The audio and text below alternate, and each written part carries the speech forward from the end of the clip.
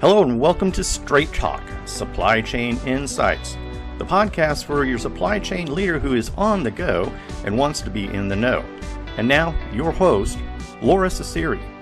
Welcome to Straight Talk with Supply Chain Insights. My name is Lora Cecere. I'm the founder of Supply Chain Insights, and I love talking to business leaders. And Jane Kaiser is one of my favorites, and Jane is currently running manufacturing at Bayer North America. So Jane, tell the group a little bit about yourself. Hey, Laura, very good to talk to you, and thanks for the opportunity. So as you said, I'm Jane Kaiser, and I lead with Bayer Crop Science. I lead the North America Seed Production Manufacturing Group. So it's approximately 40 some production sites, and we're producing corn, soybeans, cotton, and canola. And we're producing the seed that our farmers in the U.S. will grow the next season. So that's the group I lead. Yeah, I've been doing that been with Bayer about 7, 8 years. And how many people do you have on your team, Jay? Approximately 1,500 full-time. And then we'll get as many as 5,000 plus when we work with migrant workers and part-time seasonal workers, because obviously agriculture is a seasonal business. So we can get up to 5,000 plus. And how many sites do you manage? Give or take around 40. Okay, so that's a lot. And they're all across the United States or North America? Yeah, I think obviously in agriculture in the U.S. is very much Midwest-centric. A lot of the I states, Illinois, Indiana, Iowa are important states, but we go from Lubbock, Texas, all the way up to Fargo, North Dakota. Wow, okay. Now, a lot of supply chain folks just take seeds in a packet for granted, right? Or seeds in a bin. How do you manufacture seeds? Yeah, that's a good question, Laura, and each one's a little bit different. I'd say the most complex one is our corn seed, and corn is a hybrid crop. And so what we grow in seed production is we have a male and a female. So the male's pollinating the female to create that hybrid seed. And then the commercial grower that you'll see in the normal cornfields, they're growing the hybrid that we've created the year prior. So it's the male, female. So we have 10 acres, only 75% of those 10 acres are actually producible, usable acres. So the other 25 is just the male that gets cut down after it pollinates the female. So it's a lot of complexity to how you grow corn. And soybeans is very standard. It's basically the same as a commercial grower would grow because it's a varietal crop.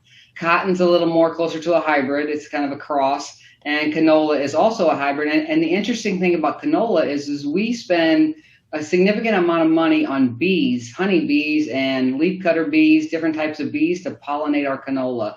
So canola is also a hybrid crop, and it gets pollinated. But that's kind of summary of how we grow seed. I'm smiling, Jane, because, 7 years you've learned an awful lot about crops. I first met you when you were making toilet paper. How did you get up to speed on this? Because this is a very unique supply chain. It is a very unique supply chain, Laura, and I think the first thing that we all have to have is just natural curiosity. You have to have that natural curiosity to learn it, and I think I was born with that, and I have that, and I enjoy really learning new things. So that was the first thing that came, because I got here and I thought, what in the heck did I do? I definitely will tell you that. And the second is that the thing that I found the most interesting about agriculture is that the supply variability is equal to or greater than the demand variability. You don't typically see that in consumer goods. You got a little more control over the supply variability. Agriculture being it's a living organism. You have weather. You have lots of things that can impact it. But I think natural curiosity is the first step. I think we're all smart people, and it's just the willingness to want to learn. Well, and some people get scared, right? It's like they're safe and they want to stay in their little box. But I love the fact that you're willing to learn and willing to push boundaries. And I love that you're a woman in an important supply chain. So let's just celebrate success. And topic I wanted to talk to you about today, and I'm excited that you're going to be at our global summit, is innovation versus standardization of manufacturing. Because we have a lot of work going on around digital manufacturing. It's exciting. We've got a lot of egos often in manufacturing where the plant manager knows it best. And we also have the need for standardization because we want to drive global programs and then, be able to look at regional performance. So how do you balance standardization versus innovation, and what have you learned? Laura, that's a really good topic because we struggle with that daily. You get I don't want to say younger colleagues, but typically it's younger colleagues or people with a lot of interest and curiosity that want to try new things. They want to try new things and hey, let's try this, let's try that, let's go digital, let's do that. And you're like, sometimes it's just as easy to do it on the back of a napkin, and you don't need to spend millions of dollars to make it digital. And then we have the old school, as you kind of call them, the manufacturing leaders who are, I know how to do it, and I'm going to do it my way, and this is the way we're going to do it. And I struggle with that too, because I do have a natural curious, even though I've been around a while, I still have that natural curiosity. I think there's always better ways to do things, but I also think it has to be measured. I'm a big believer in safety is the first thing. And I say it all the time. Nobody is worth getting hurt over a bag of seed. It's a bag of corn or a bag of cotton or a bag of canola or a bag of soybeans. We don't need people getting hurt because we're trying to try something new. And that's what I appreciate about whatever we want to call them, the old school manufacturing sites, is they know how to keep their people safe. And sometimes new should be tested. And I'm a believer in pilot plants. People will tell you, well, a pilot site, you're just going to tear it apart. Well, of course, but that's how you're going to learn how to do it. I think you have to be very measured about what kind of experiments you're going to do inside a full-scale manufacturing site, because I think that's when people get hurt because you're trying something new, or you have poor quality. And I think the fastest way to erode share market is through bad quality. I say I try something once and it's bad, I might try it again, but if it's bad twice, I'm done. So really make sure that quality, safety, quality, and then taking care of the customer, and then cost. And I think that we talk about what digital is supposed to do for us, and innovation is supposed to do for us. What are you trying to drive with it? And I think it's really important with innovation. Don't just innovate just for the sake of innovating. What is your purpose? Are you trying to improve safety? Are you trying to improve quality? Are you trying to improve cost or service to the customer? So I think that new ideas are great. And I say, you have that group of people that you kind of shove the pizza under the door and you say, come up with something really cool like an iPad. Hell, I never knew I needed an iPad. I don't think any of us knew we needed an iPad, but somebody came up with that idea. How do you use technology? And, the Moore's Law, we see technology advancing so quickly. How do you use that new technology, but making sure it's not just because it's cool? It has to be for a purpose. And what is the purpose? Before you put it into a full-scale manufacturing site, be very clear on what's the purpose and how am I going to do it so that I keep people safe. And so I'm always measuring that. I like new technology. I like new things, but you can't just throw it out at the sites because they get confused and people get hurt. So let's dissect some of that. Great dialogue. Thank you. Pilot plants and being able to drive innovation. Sometimes a barrier is how do you pay for it? And people want a definitive ROI and they need organizations that drive it. How do you balance that at Bayer? Well, that's another good question. How we balance it, you have to have some vision. You have to have vision on what could be. I mean, we're doing a lot of work with digital twin, virtual factory. We have no ROI on it. But I'm like, we're going to throw some money at it every year because I believe that there is going to be something good that's going to come out of it. And you have to be sure that your leaders leading manufacturing see that vision and have that vision, because there is a lot of good technology coming that will benefit us and will reduce our cost or will improve our service or will improve our quality. It's not always as clear as day, and you can't always project the ROI. I think ROIs are good, but I think they're one of many benchmarks. They're not the end all be all. And it shouldn't be if you don't have an ROI of 2 years or less, you don't ever do it. If you do that, I think you will never advance to the level and speed that is required and to stay competitive in today's environment. So it has to require some vision to know that, I don't know exactly, but it's something that's worth pursuing with more time. Well, one of the things I love about you is you're frank speaking, but you're good at influence management. So how do you create that vision at the executive level so that the CFO doesn't put you in handcuffs? Well, I think the first thing you have to do is you have to deliver. I mean, at the end of the day, we as an organization, a public organization, stock market drives us, right? If you don't deliver and you got some issues, you got to deliver. In our environment, unfortunately or fortunately, we are very much subject to pressure, environmental pressure from the community about, what are we doing because we're carbon footprint and whatever is sustainability. And I think the world has changed in my career. It's not just about the dollars and cents. It's also about the image, the impression. What are you doing? Helping people, education of people. What are you doing? So I think we have to make sure that I have to make sure that I provide my leadership information to say, hey, here's how we're helping we're not harming the environment. Here's how we're delivering your key metrics, whether it's cash flow or whether it's a share market, whatever it is. I got to be very attuned to that and make sure I deliver on that. And then I just have to be able to share my vision to say, hey, I think if we do this, if we continue to do this, this is where this could get us. And be clear that I don't know if it will or not, but if I'm delivering what I have today, because first step is I got to deliver. Second step is I need to show them the vision. I think by working on this digital twin, we maybe can reduce our costs by 10%. And share that vision. And I think the first step in building the trust is you have to deliver. No one's going to listen to you if you're not delivering. And every CEO of any company has certain deliverables that they have to do to keep the street happy. You got to keep the street happy, whether it's earnings per share or whether it's cash flow or working capital, whatever the number is, the metric, carbon footprint, whatever your metrics are, be very attuned. I'm a big believer in goals. You have to understand what the business goals are and make sure you know in manufacturing, where do I play a part? Where do I impact that goal? And make sure I'm delivering my part and make sure I make that clear to the organization. Here's what my team is doing to help you, Mr. CEO, Mrs. CEO, deliver your objectives. And then I have the trust in them. Then okay, she's delivered. I can trust her. And then I have to be able to create the vision to say, hey, I think one of our KPIs is, let's say, cost. I think if we continue to build out the virtual factory digital twin as an example, we can maybe reduce our cost by 20%. I don't know if I'm going to get to 20%, but I know I have no other path to get there. This is my best path for the opportunity to get there and show them the vision of where I'm going with it. I don't think just saying, oh, hey, here's a really cool thing, digital, cool innovation.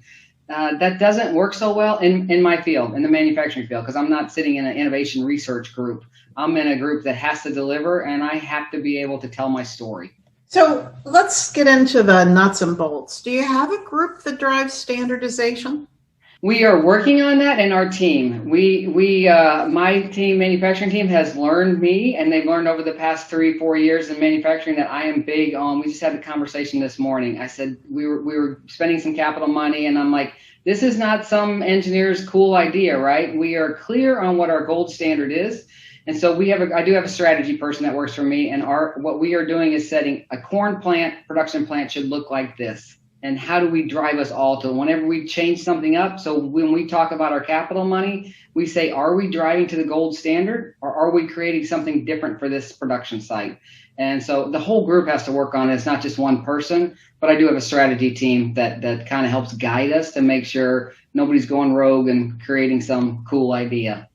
So how does the gold standard change, and what happens when somebody goes rogue?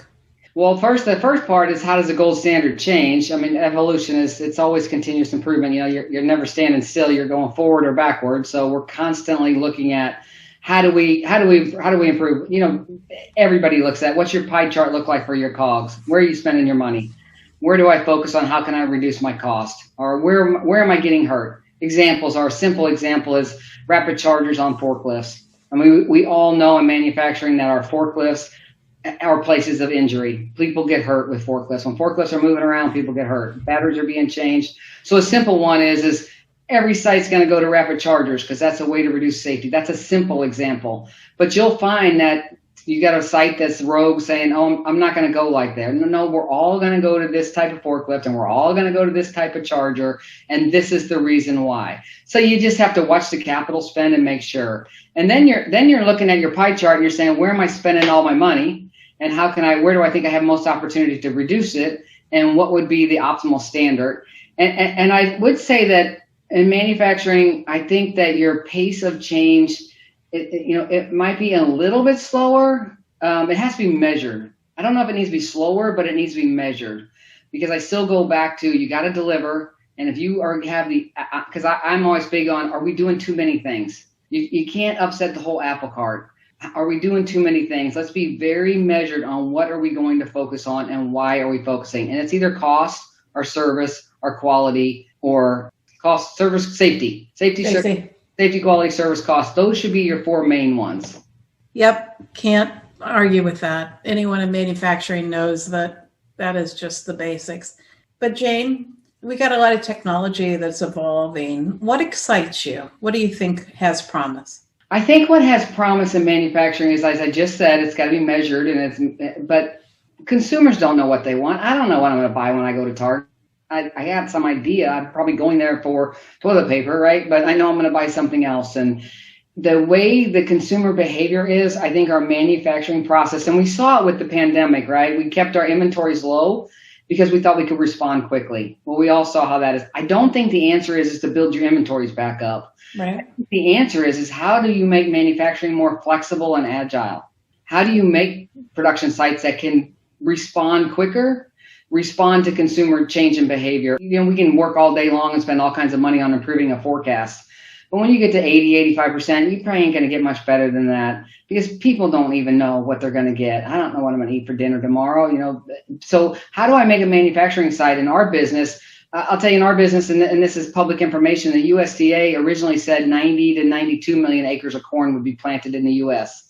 Commodity prices of corn have gone up, if you follow that at all. Now they're saying 96 million acres. Well, we're going to get a chunk of that 96, that increase in 4 million acres. That means more corn's going to get planted than something else that maybe was planted, whatever it may be. And are we really prepared to support that? And then corn gets sold in a relative maturity. You get 105 days, 100 days, depending on where you're at in the Midwest. So do I have product available to meet that? And every manufacturing person knows the answer. The argument by the commercial team is well, we sell it for more than it cost you.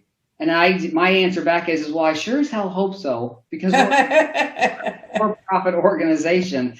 So that's not the argument. But I think that what we need to figure out is how do the postponement thing, right? How do you postpone till you produce what the consumer really wants instead of having this big pile of inventory and having this big V lookup? If I have any of these or any of those, how do you create it? How do you shorten the time between creation and sale?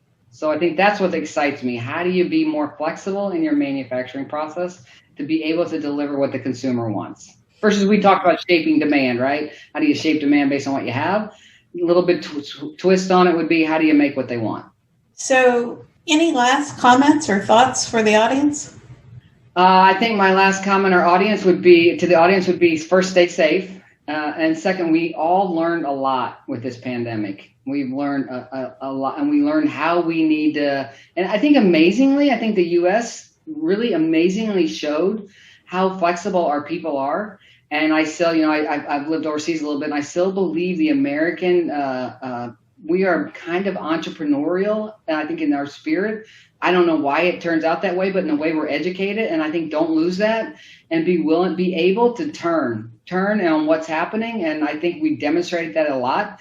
And I think the good news for supply chain and manufacturing is we got a lot of press with this pandemic. Let's press and that publicity we got, and let's make it for the good so we can keep our seat at the table, as you say, Laura. How do we keep our seat at the table? We're there right now, not necessarily there in a good way, but let's keep it. Yeah, let's don't put a good crisis to waste, right? Right. Well, Jane, I look forward to hearing your presentation at the Supply Chain Insights Global Summit. I just want to encourage people to register. It'll be September 7th through the 9th in Franklin, Tennessee. And Jane is going to be talking about innovation versus standardization as we plan for Supply Chain 2030. Jane, thanks for being our guest today, and we look forward to continued dialogue. Until next time. Thanks, Laura. My name is Lora Cecere, and I'm the founder of Supply Chain Insights, and I want to give you a personal invitation to join this year's Supply Chain Insights Global Summit. Now in its 8th year of doing this conference, we designed this for a unique experience for supply chain leaders to learn from technology leaders to think differently and drive new outcomes. We're hoping that you can make it on September 7th through the 9th in Franklin, Tennessee.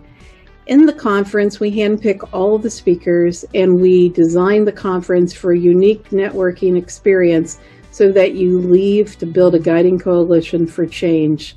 We hope to see you there.